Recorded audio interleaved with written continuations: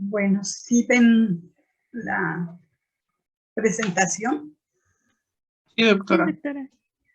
Sí, doctora. Bueno, entonces continuamos con lo que habíamos dejado sobre los fotopigmentos. Para bastones, solamente uno. Para los conos, hay algunos conos que tienen otros conos tienen o sea, no un cono va a tener los tres fotopigmentos, o tienen uno o tienen otro, pero no los tres, ¿sí? Y esos fotopigmentos son los que reaccionan a la luz con cierta frecuencia. Dentro del espectro visible de la luz, ya dijimos de dónde a dónde puede ver el ojo humano, y están comprendidos en estas frecuencias. ¿Se acuerdan qué fue lo primero que vimos? Bueno, en el caso de los receptores, tenemos un ejemplo, los bastones, que son los más abundantes. Estos están formados por varios segmentos. Segmento externo se le llama así porque es el que está en contacto con el epitelio pigmentario que vimos en la parte más externa de la retina. El segmento externo se caracteriza por tener una serie de sacos membranosos que tienen en su interior el fotopigmento. En este caso, si este es un bastón, pues tiene la rodopsina, como habíamos visto. Estos discos se están generando constantemente. Si tienen una vida, digamos, un tiempo, y pasan acá y se van a desprender y van a llegar a las células pigmentarias y ahí desaparecen y se van a seguir generando desde acá. Es desde el segmento interno donde están, digamos, organelos que llevan a cabo todas las funciones de estas células, y la otra parte vital es el segmento nuclear, porque es donde está el núcleo, que es el que dirige todos estos procesos. Y la parte más interna es el segmento sináptico.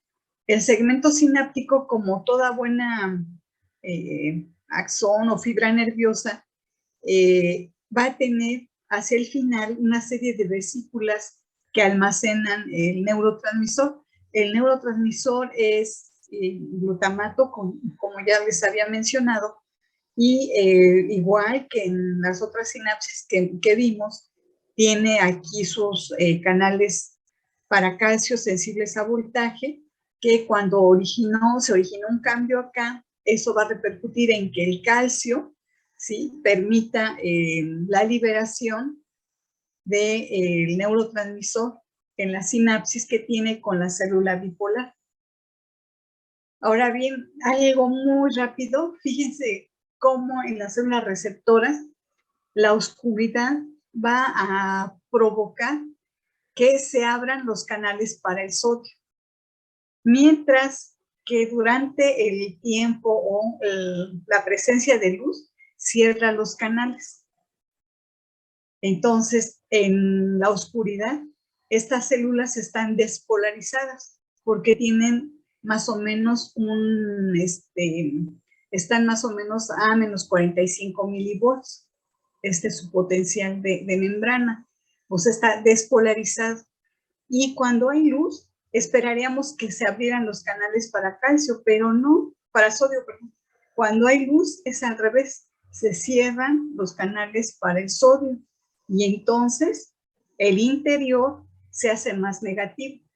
Si no puede entrar sodio, pues entonces el interior se hace negativo, y acá en la oscuridad se abren los canales para el sodio, este entra y puede despolarizar.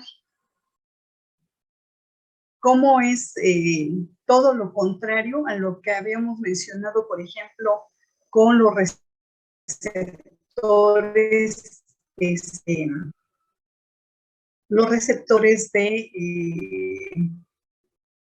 tacto?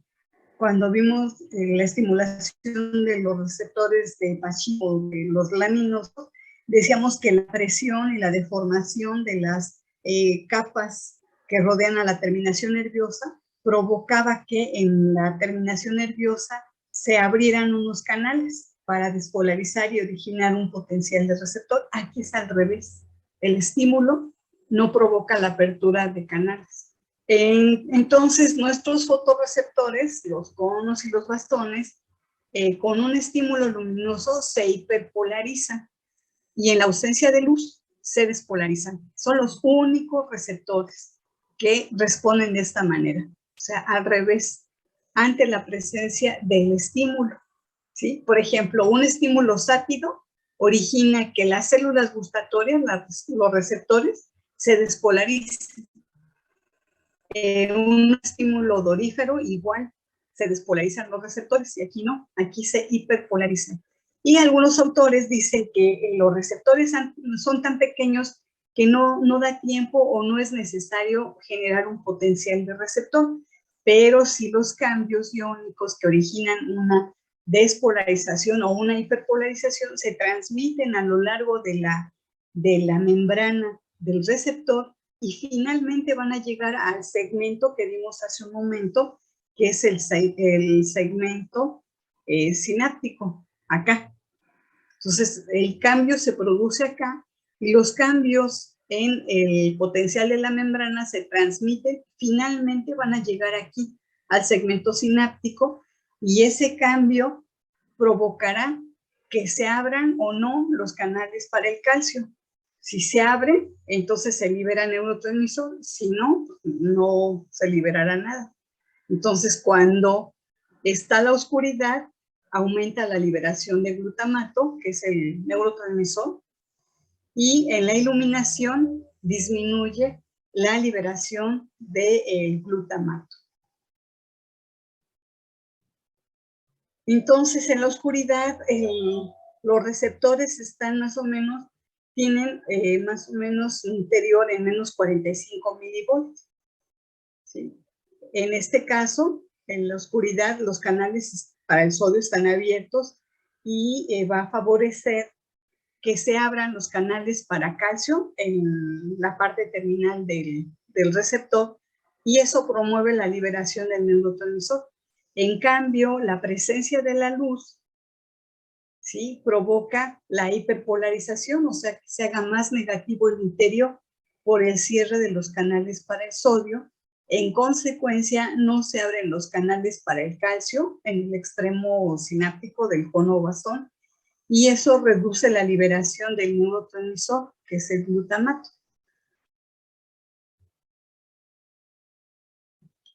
Todo esto pues ocurre porque los canales de sodio, para que se abran, esa apertura está regulada por el GNP cíclico, que ya lo vieron con el doctor Sandoval, ya les ha explicado los segundos mensajeros y demás.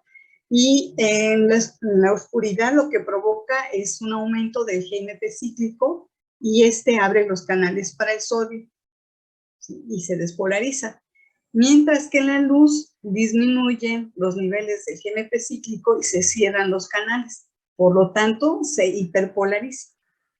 De tal manera que los niveles del GNP cíclico están determinando que se libere o no el neurotransmisor por parte de los receptores. Entonces, este GNP cíclico disminuye porque la luz cambia la configuración química de los fotopigmentos. ¿Cuáles son los fotopigmentos? Los que les presenté hace un momento. ¿Sí? El clorolave, cianolave, eritrolave. Y como resultado se activa una proteína G, que es una transducina, y esta transducina va a activar una fosfodiesterasa que hidroliza el GNP cíclico. Entonces, esta es la parte o lo que realiza nuestros conos y bastones. Ahora bien, una vez que los conos y bastones hacen sinapsis con las células bipolares, se va a originar un potencial de acción y todo esto favorecido por una interneurona que es moduladora y son las células anácrinas.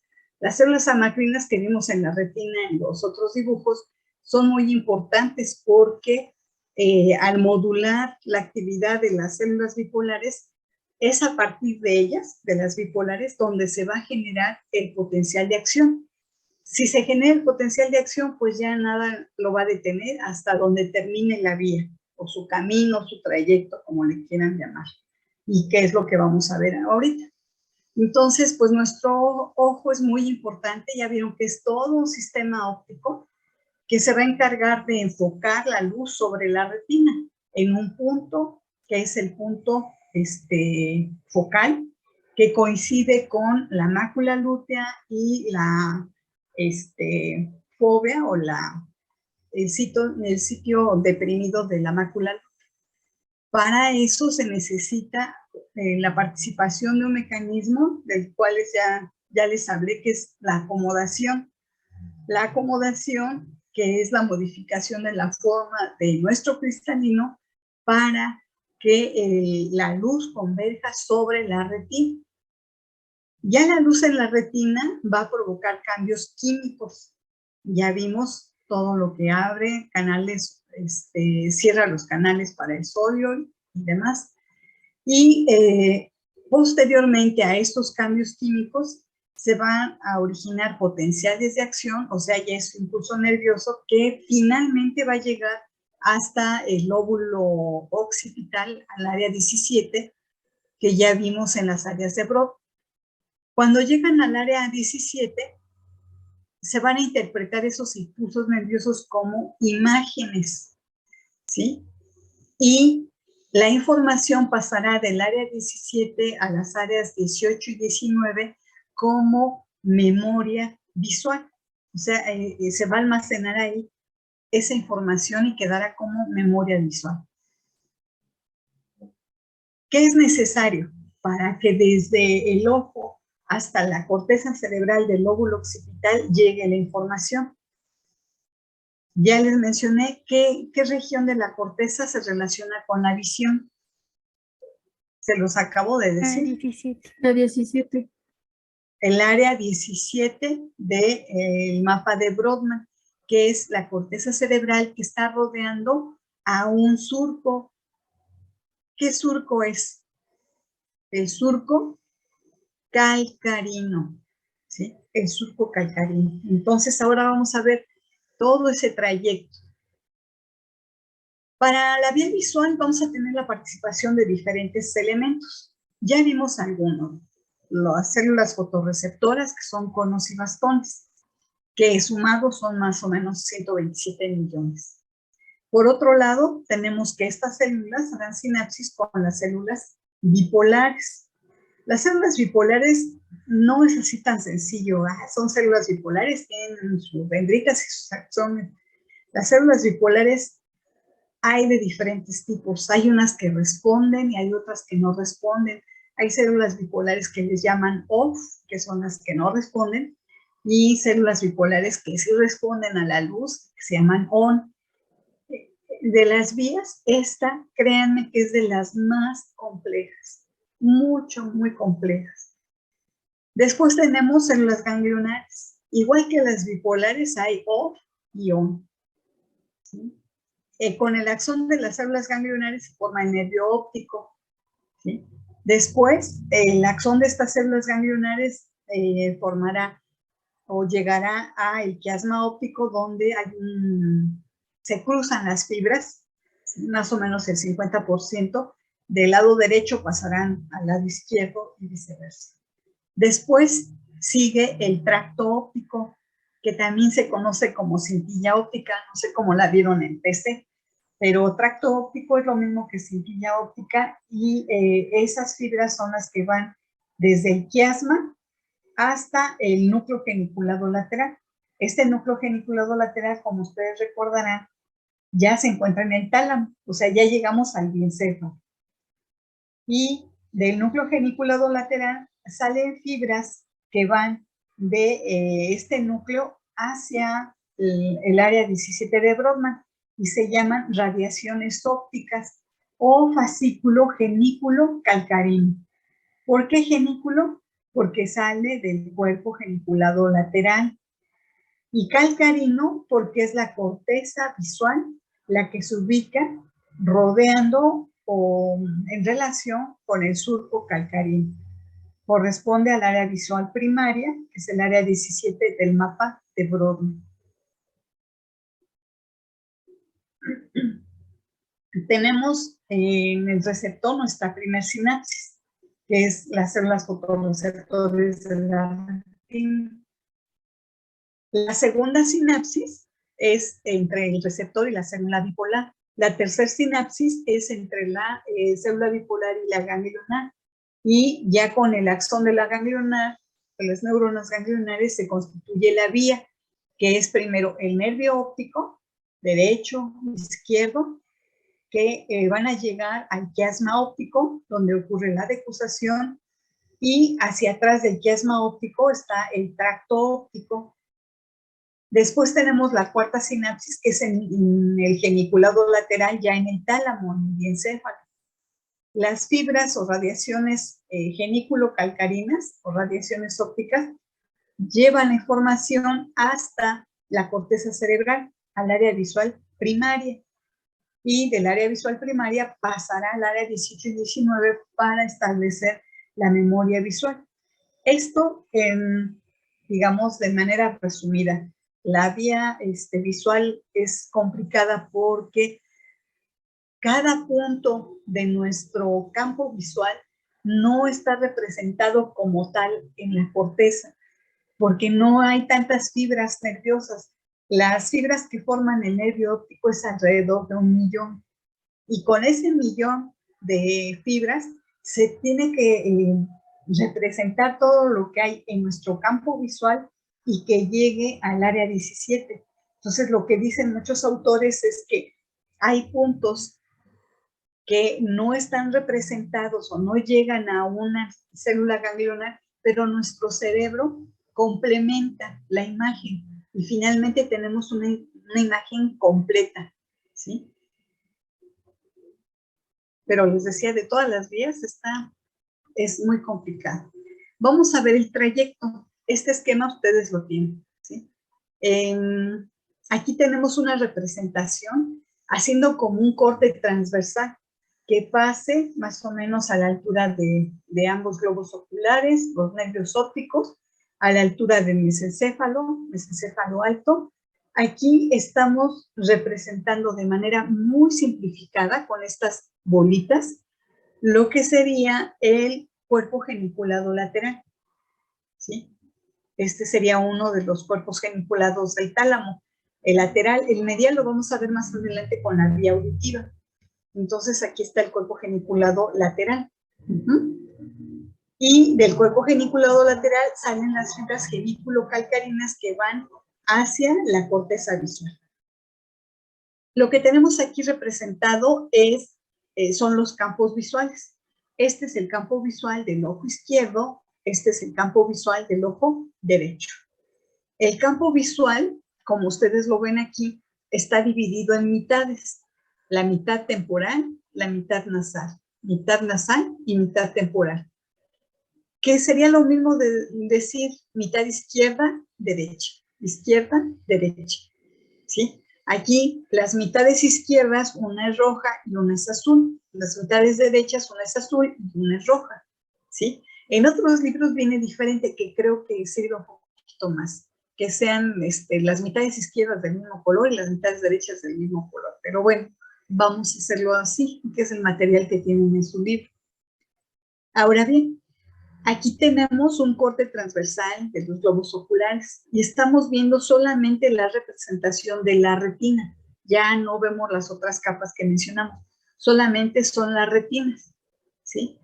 La retina, como se vio en los esquemas anteriores, se divide en una retina nasal, que es la que queda cercana a la línea media, y una retina temporal, que es la que está cercana hacia la región temporal. Igual aquí está la retina nasal y la retina temporal.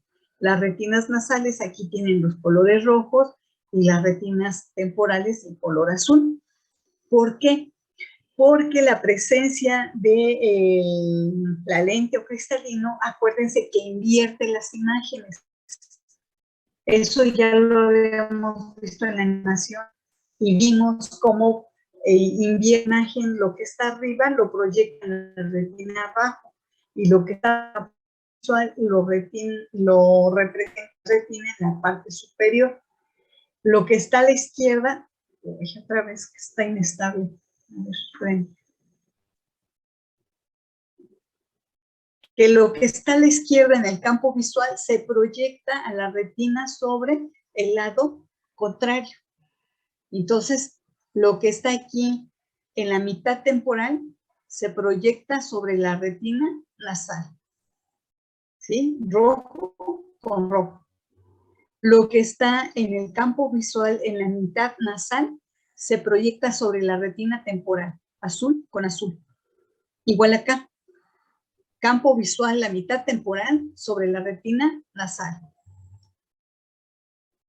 Campo visual nasal se proyecta sobre la retina temporal. Rojo con rojo, azul con azul. ¿Sí? Bueno. Las fibras de ambas retinas, nasal o temporal, finalmente van a salir por el polo posterior del globo ocular y van a formar el nervio óptico izquierdo, el nervio óptico derecho. Al llegar al quiasma óptico, resulta que las fibras que vienen de acá, de las retinas nasales, ¿sí?, del ojo izquierdo y del ojo derecho, cambian, se van a cruzar. Las de la retina nasal del ojo izquierdo se van por el lado derecho y las de la retina nasal del ojo derecho se van por el lado izquierdo. ¿Hasta aquí vamos bien? Sí, Bueno. Sí, doctora. Las fibras que vienen de la retina temporal, ¿sí?, tanto del ojo izquierdo como el derecho, no se cruzan. Si vienen con el nervio óptico izquierdo, siguen por la cintilla o tracto óptico izquierdo. Si vienen con el nervio óptico derecho, siguen por la cintilla o tracto óptico derecho. De tal manera que los cuerpos geniculados, ¿sí?, a cada lado van a recibir las fibras de las retinas temporales del mismo lado y las fibras que vienen de la retina nasal del lado contrario, porque estas son las que se deben usar. En el caso, por ejemplo, de la cintilla o del tracto óptico derecho, lleva fibras de la retina temporal derecha, que está en color azul, y de la retina nasal izquierda, que está en color rojo. Hasta aquí vamos bien. Ahora bien, del cuerpo geniculado dijimos que salen las fibras geniculocalcarinas, ¿sí? O radiaciones ópticas, como le quieran llamar. Las fibras geniculocalcarinas aquí van a tener dos direcciones. Las que vienen de cuadrantes superiores siguen como fibras geniculocalcarinas superiores o directas. Están aquí. Y las que vienen de cuadrantes inferiores van a seguir como fibras geniculocalcarinas inferiores o indirectas. Son estas fibras inferiores o indirectas las que forman el asa de Meyer. ¿Por qué? Porque estas fibras vienen por el lóbulo temporal, rodean a esto que está aquí, que es el cuerno temporal del ventrículo lateral. Entonces, estas fibras geniculocalcarinas inferiores o indirectas, finalmente también van a llegar al área 17, nada más que le dan una vuelta por el lóbulo temporal, mientras que las superiores se van por el lóbulo parietal, atraviesan el lóbulo parietal y llegan al lóbulo occipital, ¿sí? Estas superiores terminan en el labio superior de la cisura calcarina y las inferiores o indirectas terminan en el labio inferior de la cisura calcarina, ¿sí? Entonces, las fibras que llegan al labio superior de la cisura calcarina, traen información de los cuadrantes superiores de la retina. Ahí se proyectan la parte inferior de los campos visuales. ¿Sí?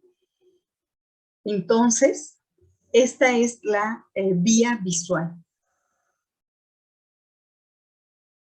Más adelante vamos a retomar unas fibras que se salen de aquí sin hacer sinapsis y van a participar en los reflejos pupilares, que es el siguiente tema. Pero ahorita, esta es la vía visual, la vía óptica, desde los receptores hasta la zona de integración. Sí, Sachiel.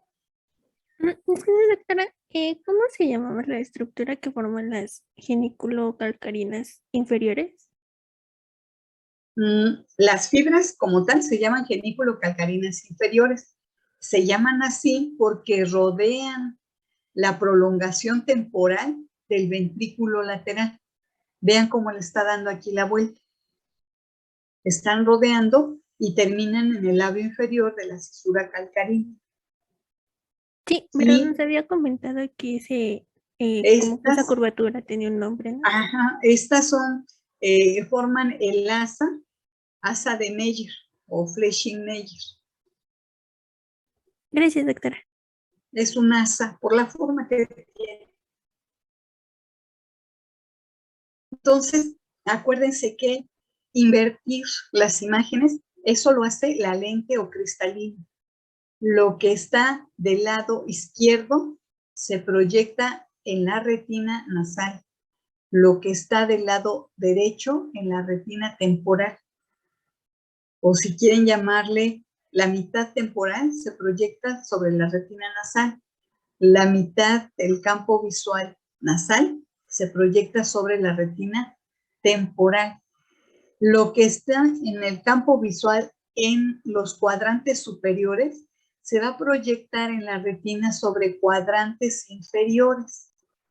Y lo que esté en los cuadrantes inferiores del campo visual se proyecta sobre los campos, sobre las mitades o los cuadrantes superiores de la retina. Si viene de los cuadrantes superiores, termina como fibras geniculocalcarinas superiores. ¿Sí? Si viene de cuadrantes inferiores, va a terminar como fibras geniculocalcarinas inferiores o indirectas. ¿Sí? Esto es lo que hace la lente o cristalina. Esto es lo que vemos en el campo visual y de esta manera se proyecta sobre la retina. Invertidas las imágenes.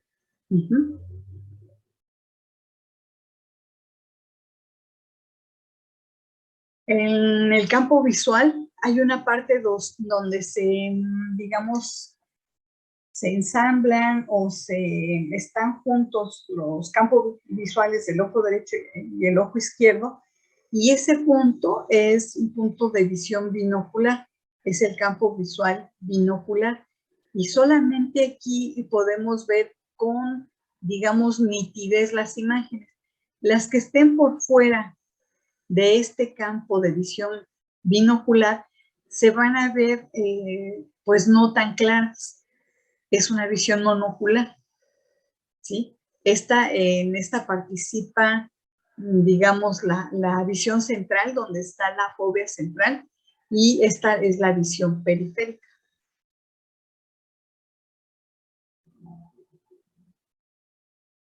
Este es el ventrículo lateral, que ya habíamos visto en la otra unidad. Y les decía, esto que está aquí en azul representa el cuerpo geniculado lateral del tálamo. Y de aquí salen las fibras geniculocalcarinas. Hay unas que son directas o superiores y hay otras que son indirectas o inferiores. Y estas son las que forman el asa de Meyer, porque rodean esta prolongación temporal del ventrículo lateral y van a terminar finalmente en el labio inferior de la cisura calcarina. Aquí tenemos nuevamente la vía visual y son algunas alteraciones. No vamos a hacer tanto énfasis, vamos a ver solamente, digamos, la ceguera, ¿sí? Y hemianopsias, la ceguera de la mitad del campo, y las cuadrantopsias ya no es un punto de nuestro programa, ¿sí? Las cuadrantopsias no las vemos porque no se está viendo con detalle la vía. Ahorita es así muy general el trayecto de las fibras. Entonces, aquí está representado el nervio óptico, aquí está el quiasma óptico, el tracto óptico, las fibras genículo-calcarinas, aquí están de un lado, ¿sí? Aquí está la corteza visual. Vamos a ver qué pasa si se lesiona el nervio óptico del lado derecho. Si se lesiona el nervio óptico del lado derecho, pues no vamos a ver con el ojo derecho. Y es una ceguera del ojo derecho.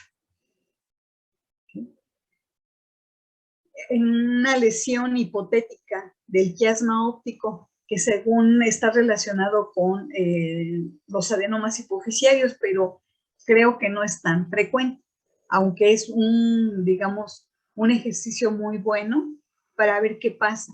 Si se lesionan todas las fibras del quiasma óptico, donde se están cruzando las fibras que vienen de las retinas nasales que reciben la información de los campos temporales, de la mitad temporal del campo visual, vemos qué pasa. Cuando se lesiona el quiasma óptico, pues entonces estas fibras que traen los impulsos nerviosos ya no funcionan. Son las retinas nasales que reciben la información de las mitades temporales.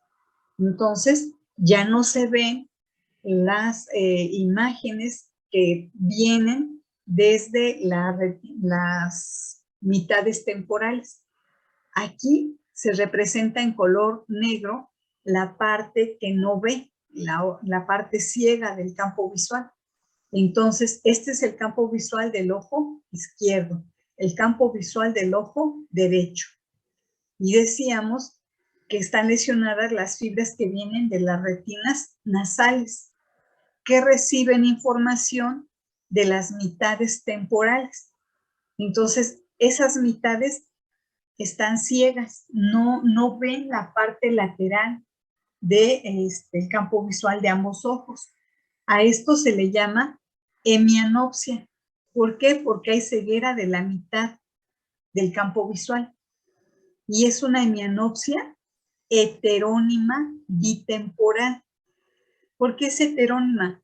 Porque esta es una mitad izquierda y esta es una mitad derecha. Acuérdense que dijimos, el campo visual se puede dividir en mitad izquierda, mitad derecha. Entonces aquí le ponemos izquierdo y derecho. ¿Cómo está afectando la mitad izquierda del ojo izquierdo y la mitad derecha del ojo derecho? A eso se le llama hemianopsia heterónima bitemporal. Heterónima bitemporal. Esta es una mitad izquierda y esta es una mitad derecha del campo visual. Y es heterónima. A diferencia de la lesión del tracto óptico derecho. ¿Sí? El tracto óptico derecho trae las fibras temporales derechas y las fibras nasales izquierdas. Las fibras nasales izquierdas reciben información temporal. Las fibras temporales derechas reciben información nasal. ¿Sí? Entonces van a producir una ceguera de las mitades izquierdas. Esta es una mitad izquierda, esta es una mitad izquierda. Entonces, esta es una hemianopsia homónima. una hemianopsia homónima izquierda. ¿Por qué? Porque están ciegas las mitades izquierdas de los campos visuales. Al ser ambas izquierdas, entonces se llaman homónimas. En el caso del quiasma óptico, acuérdense que aquí no son mitades iguales. Esta es una mitad izquierda y esta es una mitad derecha. Por eso se llama hemianopsia heterónima bitemporal. ¿Sí? Estas son hemianopsias homónimas. La lesión de las fibras genículo-calcarinas lo que produce son cuadrantopsias o cuadrantanopsias, como le quieran llamar. Cuadrantopsias o cuadrantanopsias. Yo lo que les sugiero aquí es que si el cristalino invierte todo, vamos a suponer que les dicen, es una lesión de las fibras genículo-calcarinas superiores derechas. ¿Cómo se va a manifestar? Como una cuadrantanopsia superior izquierda. ¿Se fijan cómo es todo al revés? Fíjense, lesión, fibras genículo-calcarinas inferiores derechas. Manifestación clínica, cuadrantanopsia superior izquierda. ¿Qué es lo que hacen? Es invertir. Invertir el lado, invertir si es arriba o abajo. No sé si me di a entender o no. Díganme si le entendieron o no le entendieron. ¿Puedes repetir, por favor, bueno, las cuadrantanopsias? Ajá. Les digo, lo más fácil de las cuadrantanopsias es decir todo lo contrario. Yo espero que no les pregunten en el examen, porque se supone que esas ya no vienen. En las cuadrantanopsias no es obligatorio. Pero si les dijera, una lesión de las fibras genículo-calcarinas superiores derechas, entonces la manifestación clínica es una cuadrantanopsia inferior izquierda.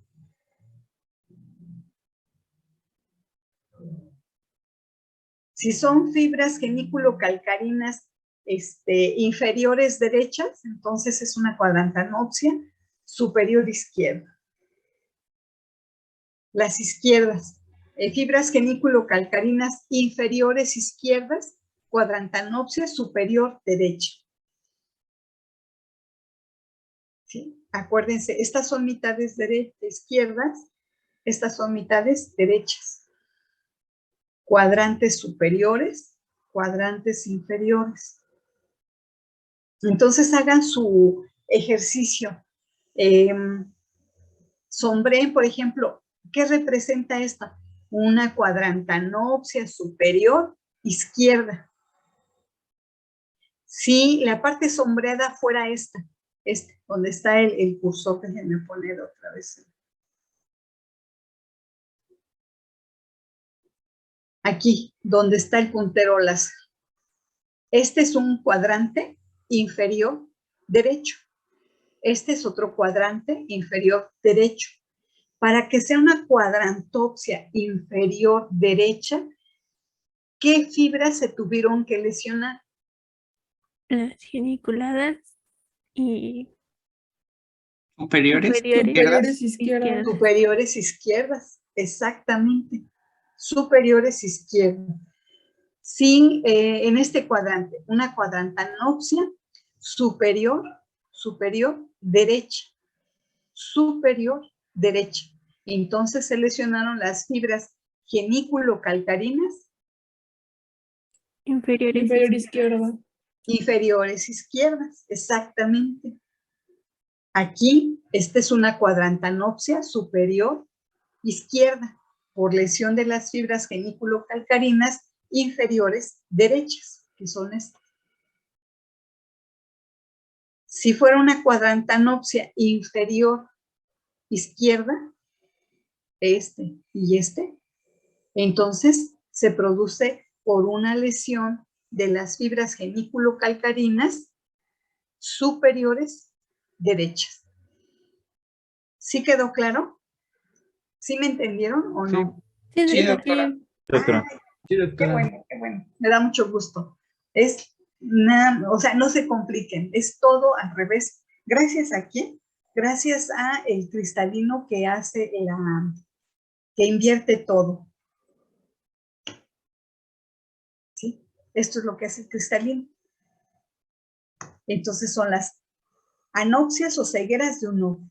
Si es el nervio óptico derecho, ceguera derecha. Si es el nervio óptico izquierdo, ceguera izquierda. Aquí nada de que se cruce, no, todavía no. ¿Sí? Luego, lesiones del quiasma y de las cintillas son hemianopsias. Si es lesión de las fibras genículo-calcarinas, si son solamente superiores o inferiores, son cuadrantopsias. Si son todas las fibras genículo-calcarinas, tanto superiores como inferiores, pues es como una lesión acá en la cintilla óptica o en el tracto óptico o en el cuerpo geniculado lateral. Sería lo mismo.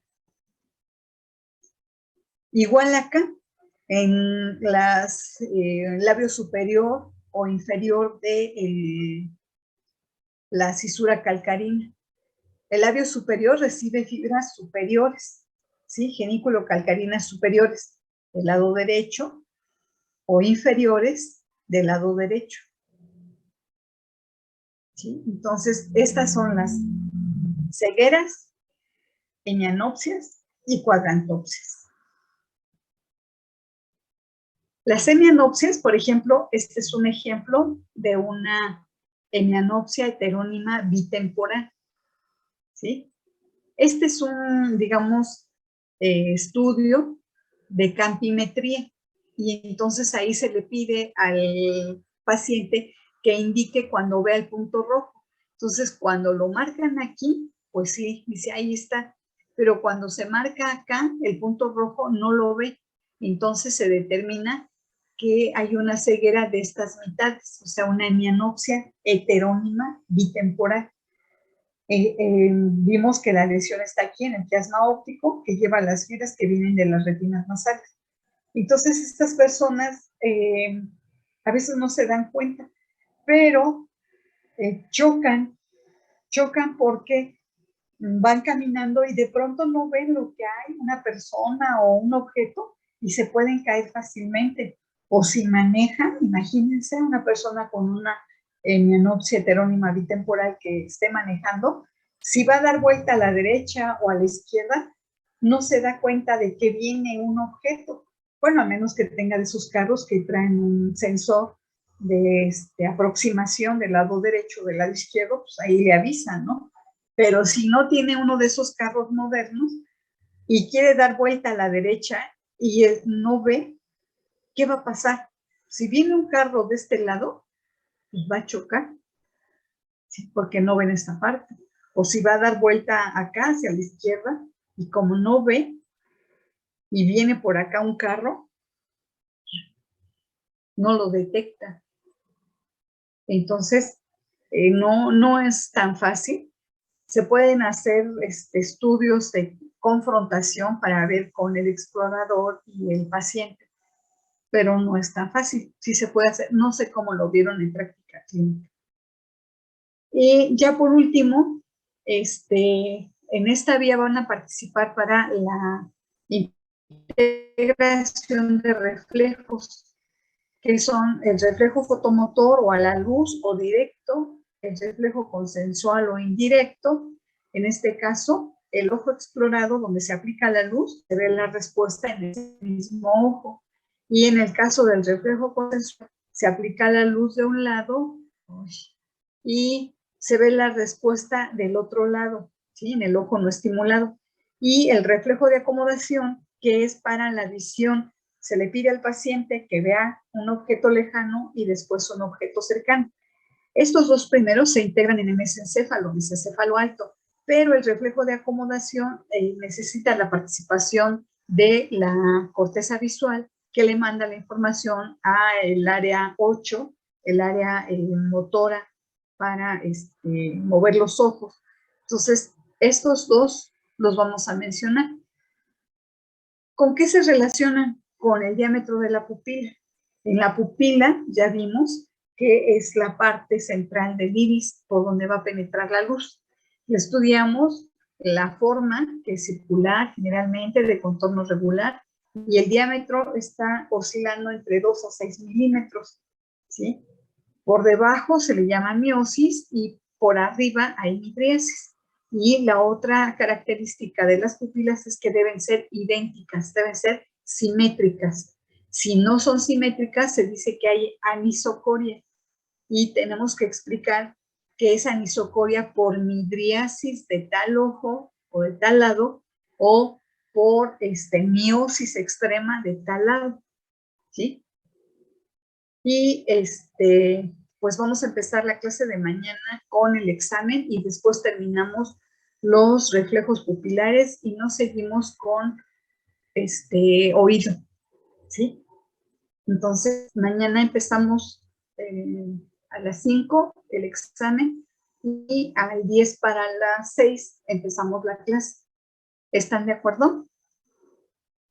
Sí, doctora. Sí, doctora. Sí, doctora, está bien. Sí, doctora.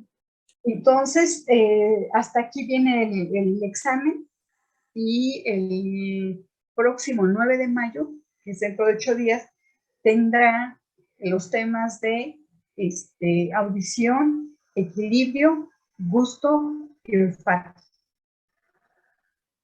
Para que al siguiente lunes ya presenten su examen que incluye referencias somáticas. Entonces, al otro lunes tenemos que ver rapidísimo referencias somáticas, ¿sí?